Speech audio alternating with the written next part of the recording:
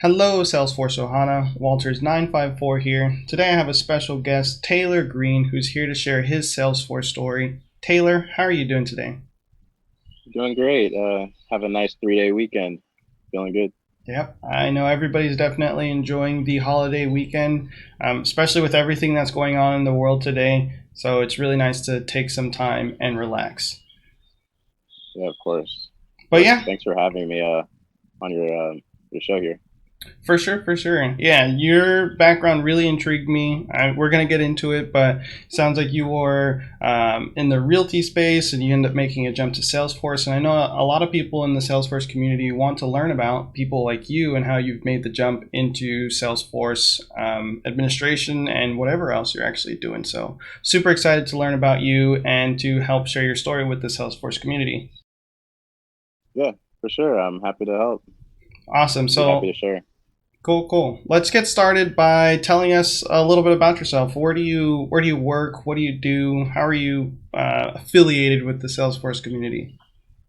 So I work at a real estate investment firm in Atlanta, and Salesforce wasn't on my radar until about 6 months ago. I was a real estate agent. Been licensed for about maybe a little over 2 years, and the only thing on my radar was selling houses, buying Mhm. houses in particular. As an acquisitions agent, we buy houses, try to get good deals, renovate them, and resell them for a profit. And it's a small startup company in a way. It was about 7 to 10 people when I started. We have about 55 now, Nice. somewhere in that area.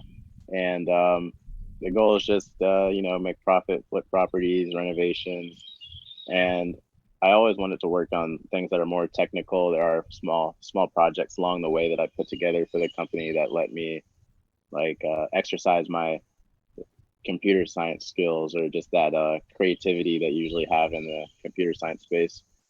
And then yeah, just recently, maybe about a year ago, the company brought in Salesforce. Mostly we were running off of Google Sheets and Google Drive up Yep. until then, and so it was kind of rough at first. A lot of people didn't want to switch over. I was a huge fan of Google Sheets back then as well. I knew of Salesforce and I knew what CRMs were, but I didn't really know what Salesforce is as far as like how it could be expanded and built out. I thought it was just another CRM, and I liked my Google Sheets compared to just typical CRMs. I think everyone did. So the adoption was slow, including myself, but I was one of the first people in the company to really jump onto it. I think one day I decided, like, okay, I'll just go all in on this because why not? I'm not learning anything else. So I was in a sales role, and I always said I didn't feel like I'm learning a lot in sales roles. You do get your soft skills down, but once your soft skills are down, they're pretty much just down. But I figured it was an opportunity to learn something. So I started out with Trailhead, and I just started doing like several badges a day, every day. Nice. And sometimes if it was like super badges or more challenging ones, I'd only be able to do like one every couple of days. But I worked on it daily for a few weeks until I was a Trailhead Ranger. And I think at that point, I decided I was going to be serious about Salesforce and try to switch my role full time. Nice. That's really a really great path that you took there. You were in-house working in a different role that had kind of nothing to do with Salesforce, and you took the initiative to learn it and move into that other or the actual Salesforce role itself. So that's a really awesome story there. One question I have for you is, and you may not know the full details behind it, but why did your real estate company decide to move from Google Sheets to Salesforce? So I know the company is, like I said, it was a startup and kind of small, and then growing and growing. And the idea was to keep scaling. And I think at a certain point with the Google Sheets and Google Drive, we found if we were wanting to expand into other states, because right now we're just in Georgia, if we're expanding into other states and opening other offices, it might be kind of a nightmare to actually scale up something that big and that detailed off of Google Sheets. Also, I think everyone could feel that we were a little bit limited by Google Sheets Hmm. as far as how much you can expand on a Google Sheet versus how much you can expand on Salesforce. And I think it was just a light bulb moment, probably for our management, just because it wasn't even being considered. And then one day it seemed like it just popped up. We had been considering CRMs in the past. We had developers try to build CRMs from scratch, like using Hmm. Sugar CRM, and we just like we were burning a lot of time, and nothing was really coming out of it. I think one day we decided just to jump onto Salesforce. Um, The I'm pretty train. sure everyone was happy with that, but we wanted to get away from Google Sheets for a while. We saw the necessity in it. Um, I would say majority of the employees didn't care; they liked the Google Sheets, but most of the management kind of felt like we should definitely replace it with something. Awesome. Yep. Definitely on the scalability aspect of things, Google Sheets is great when you're working in like small siloed situations, but as soon as you have to expand it out to thousands or hundreds of people, it can get really cumbersome and frustrating, when you're writing over each other's work and stuff like that. So that's really, Exactly. We had a lot of that. People accidentally deleting lines which represent a property that we own. You know, if there's hundreds of properties and one of them just gets deleted, then we could effectively forget that we own the property. I think that's happened a few times. wow. So yeah. So, can you tell us about something that you are able to do in Salesforce that you weren't necessarily able to do inside of Google Sheets? So the first one, process automation for sure. Hmm. Um, I know Google Sheet, it was everyone was doing a lot of manual entry, you know, updating this cell, updating that cell. And then also because of how much manual entry was needed, we weren't even collecting as much data as we now do collect with Salesforce because it would just be a nightmare to collect 50 columns worth of information on a Google Sheet. It would just be a wreck. So I'd say just the ability and ease for us to add a whole bunch of data and then also process automation to, you know, a lot of it was repetitive or go to this sheet, type this in, go check that sheet for the status of this, and then update the other Hmm. sheet with that. And it was just maybe dozens of Google Sheets working in conjunction and different tabs on each one. So now, for instance, like Salesforce, we have just processes that will check, let's say the tab, check that tab, see what the status is. If it's this, then update this to that on this date. You know, things like that. I think people are now very grateful for now that they've seen how Hmm. much easier it makes their jobs. Yeah, all of that manual entry a lot of time does go away, or you kind of like shift the responsibility around. Now you can use things like data.com or enrichment to throw additional data in automatically, and you're spending time updating things that are important to your company or you weren't gathering before because it would have been too cumbersome to get. So that's some really cool stuff there. Let's talk Oh yeah, about your role. What is your actual role? People are interested in that kind of stuff. I care more about what you do, but let's talk about your role and then move into what you actually do. sure. So the role is Salesforce administrator, and I guess I could cover kind of what I do inside of that. Yeah. So we have two Salesforce administrators. One is someone who was turned into an administrator as soon as we got the implementation, and so he helped build out the entire org from scratch. We used a out of the box implementation called Property Base, and it just had like some real estate features put in. In hindsight, we kind of wish that we had built our own from scratch. Now that we have the expertise that we do, Hmm. but we use just an out of the box function, and we started building out our own custom objects and fields. Um, so I work alongside our other administrator, and we also have some developers who are third party, and then so I work between them when we have project requirements. It's up to me to figure out, can we do it in house? Okay, if we can, how long would it take? How would I do it? Figure it out and then make it happen in a timely manner. And then if we can't, then send it to one of our third party developers and then stay in touch with them, make sure they get paid, make sure they give us quality updates and that it works to the requirements. So our users in our office send us requests for things that they would like to Hmm. see, whether it's just small page updates, page layout updates, or just a small edits. Some of them have sandboxes where they built out entire projects and then they just ask us to vet it and then import it into our system. Or, you know, if someone just describes a problem that they have and they think process automation could fix it, then we will just vet it. So we have a like IT ticket support kind of style, and everyone across the company just submits IT tickets. And so we probably, each one of our administrators probably complete around 20 of those every week. There's a variety of different concerns or suggested improvements. Nice. And how do you guys kind of decide? Because you say you complete about 20 tickets a week, and what I kind of want to get at is how do you know like if it's a really big ask versus like this is going to be a quick page layout update, something like that. Sure. So when we will like assign them to between our two administrators, myself and the other guy, and we'll look at them together. We also have someone in management who looks at them with us as well. And so when we maybe like once a week, we'll go through them and kind of look at them, see maybe we just need to reject this. Maybe this should go to me. This should go to the other guy. This should go back to the other person to think about some more and then resubmit. So we kind of have like a little process, like assembly line, where anyone could put ideas in, whether they're valid or not. But we kind of just put them through a filter, and then and then they'll get assigned to whoever's best fit. It also may get assigned to one of our third-party developers. That's cool. And kind of on the third party side, how do you decide when it needs to go to the third party or not?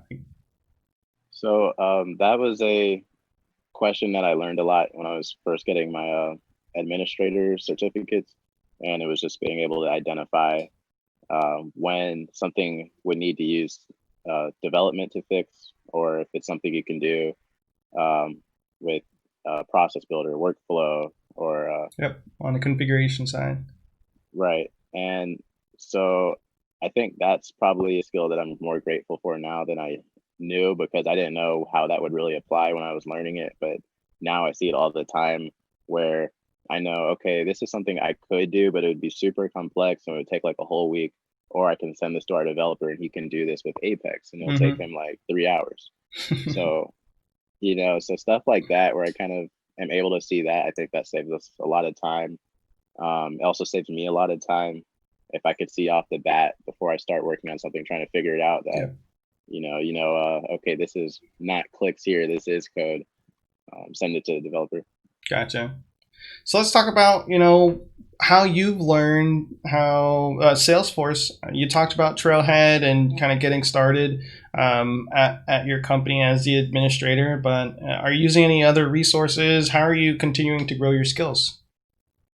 So first, I relied heavily on Trailhead at very first, and then I relied heavily on like third party courses like Salesforce Ben website or Focus on Force.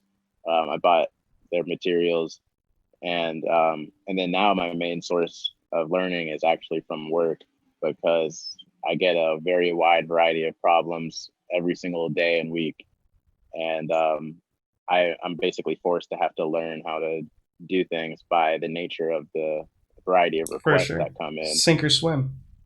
Yeah, it'll be like, hey, we're investigating Marketing Cloud. Can you look into this and tell us exactly what it does? And like, it's like, okay. Sure. So yeah, so it's like that, or it could be, hey, I know you've never used Flow before, but I need this pretty complicated flow. I need you to do this, and like next week would be great. So it just kind of like puts you in there.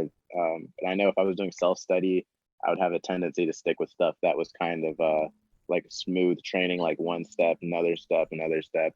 But I think right now, learning through like our company really forces me to take big steps and go very wide and far. Um, and other than that, I would say the certifications. I have two right now, and I do want to continue to build those over time, um, just as like a validation to myself. It gives me confidence to know what level I'm working at. Also, because as I work on a new skill, like compared to real estate, for example, you don't really get any um, certificates for to show your skill. You just can show your sales numbers, stuff like that. But Hmm. for this new skill, I want to be able to have something on paper that also kind of verifies where I'm at. So I think that adds to it. Gotcha. That's a really good thing you bring up with the learning on the job And I know it's a hard thing for a lot of people out there in this Salesforce community, especially those that are looking to learn Salesforce, because you'll have the resources like Trailhead, which are great, but they can only get you so far, or they're, holding your hand a little bit. Once you get into the real world and a job and you're starting to get, on the job experience, it's like a whole nother ball game in terms of how you're learning and the types of problems that you face. So I think that kind of process and experience really uh, helps you learn exponentially as you go across in your Salesforce career. So that's some awesome stuff there. Yeah, yeah, for sure. Cool. So we talked a little bit about your current certifications. Are you looking to get any more? Are you looking to specialize in some specific Salesforce clouds? What's the future looking like for you? So I am studying for my advanced administrator course. Cool. I've read through a lot of study guides. I definitely don't feel ready for the test yet, due to, I guess, all the different changes in work, working from home, and the related stresses involved with that, and time management.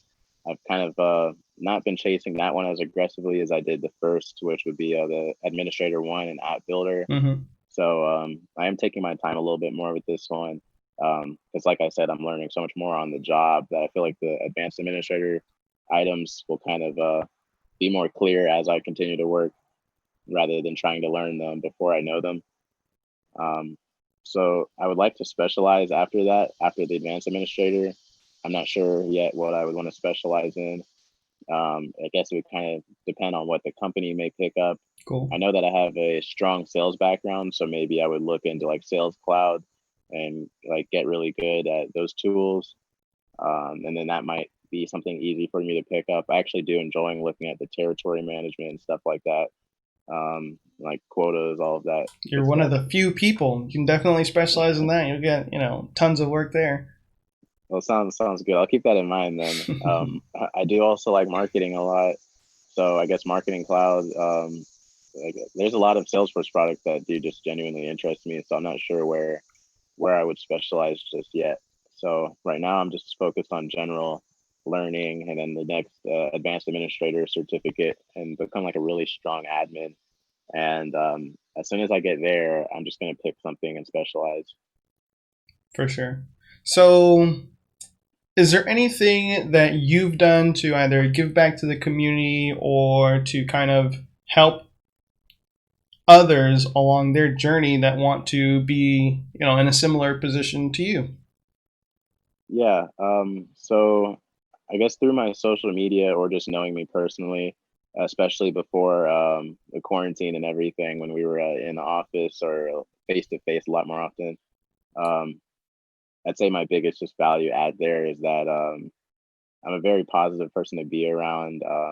I'll encourage everyone to try anything, and if anyone ever feels like they're stuck, it's my first instinct to let them know that they're not stuck. Actually, they don't have to be stuck. Um, I think just giving just a positive energy to everybody, and letting them know you can do whatever you want. I changed my entire career in just less than a year, and anyone else can do something like that, even if it's not Salesforce.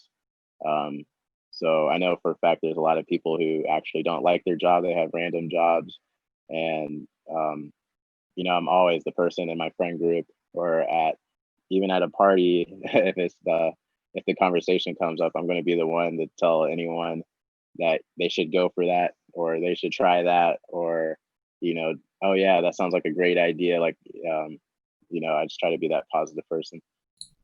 That's really awesome. And for a lot of people that have seen some of my other videos, that is something that I do say a lot. You can do anything, with the Salesforce ecosystem, with whatever you want to achieve. You just have to put your mind to it and get it done. And I know that can be hard depending on what you want to do, but if you stick with it, I know you'll be able to achieve it. And that's what this channel is all about, inspiring others to follow their dreams and to accomplish things. So Taylor is actually being a little bit modest as well. I've heard you got, a little project or a training site that you've been working on. So tell us a little bit about that. Yeah, so I guess, yeah, that follows off the same note that um, I figured a course would be a good way to show people. I've always thought a course is a good way to show people, when you can tell them like, hey, this is possible, but if you show them, that is an added value. I also think the future of education is veering towards self-learning courses online as well. People picking to learn specific skills online versus going to college for a broad skill set. I think that trend will continue towards online courses. So I wanted to put together something that's helped me, and it was happening in real time. That I was able to switch my job, and I picked up a job that I enjoy twice as much, and I did it within less than a year. So I put together a course that basically explains what that was, which was me becoming a Salesforce administrator, what the important tools that I think I use that would that I think make or break me able to be able to do the job. Um, and Salesforce is huge, but I think if someone's goal was to just get into Salesforce and get hired working in Salesforce, you don't need to know the entire platform, not even like a quarter of it. There's some very specific things that you could know, and if you know them well and you practice, I mean, you can make it happen in a short time frame. I think largely it's just that a lot of people. I used to be someone that used to Google, how to make money online, how to get a higher paying job, like stuff like that. And if you look at those search terms, there's an extremely high volume of people that, and it seems like those are like silly searches, but there's extremely high volume of people that just don't have that much direction when they're looking to improve their career or find a better job. And so I thought this course was just perfect. It's just something to be there that if someone does find it, they don't even know what Salesforce is, but they are looking to try something different, see if they can learn a new skill that they could actually turn into a career in a short amount of time without going to school for 4 years, and something they might be happy with. So I put together a course called Create with Cloud, and it's just like a short recap of my my thoughts on how someone would become an administrator and do it pretty quickly and just be a basic effective administrator. Cool. Yeah, everybody check it out, createwithcloud.com. There will be a link down below in the description. This is Taylor's journey on how he became a Salesforce administrator. You could follow his path, and it's all laid out right there for you. And I think it's a really great way of understanding, dipping your feet in the Salesforce ecosystem and working your way up to being a Salesforce administrator. So Taylor, thanks for putting that all together. I know that I've looked at some of the content that you have out there, and I think it's really good stuff. And for anybody that's looking to just follow along and kind of see what is out there as a Salesforce administrator, you can check out his course and start to understand what Salesforce is all about. So thanks for that. Yeah, of course. Cool. So we're wrapping things up here. Everybody knows I have to end with like a silly question. So if you could travel to any time period, backwards or forwards, where would you go and why? I think I'd go maybe 10 to 15 years in the future. Okay. And because things are obviously they're fine now, but there's some things in the next 10 to 15 years that I'm really looking for, like SpaceX being a little more developed and start sending people to Mars, full self-driving cars on the road in a lot larger number, more sustainable practices for food and energy. I think some of those like big developments for like our human species are like just on the cusp, and I don't want it to go too far and then like be already in it. I want to get like to the actual cusp, which I think like 10 to 15 years. Nice. So I'm assuming you would be on that regular rocket to Mars then. You don't have to be an astronaut. You'd take the commercial shuttle to Mars. I don't even know if I want to be one of the first like 10 rockets to go there, but I do want to invest in some property there. If it goes for sale, even when I'm like 80 years old, I do want to buy a couple acres on Mars. All right. We'll have to check in another 10 years. It's not that far off. Well, everybody, thank you so much for joining us. This is Taylor Green. Check him out. Createwithcloud.com or look him up on LinkedIn. There's going to be a ton of links down below. Taylor, any last words, advice, or anything you want to share with the Salesforce community? Just thank you to the Salesforce community. I wouldn't have made the change if I didn't go on YouTube and see channels like yours and everyone else speaking so positively, and then all of the internet threads where people had questions, and I saw like very basic questions. I saw how welcoming everyone is. The Salesforce Ohana, they call it. I remember going to my first Salesforce meetup and how helpful and just the energy and the positivity. I think that really makes it easy to make the decision because I don't know any other job roles that just really push that kind of community amongst their job roles. So I'm happy to be a part of it, and I'm going to continue to uh, push that momentum forward. Awesome. Really great message there. Thank you all so much for watching, and remember, we believe in you.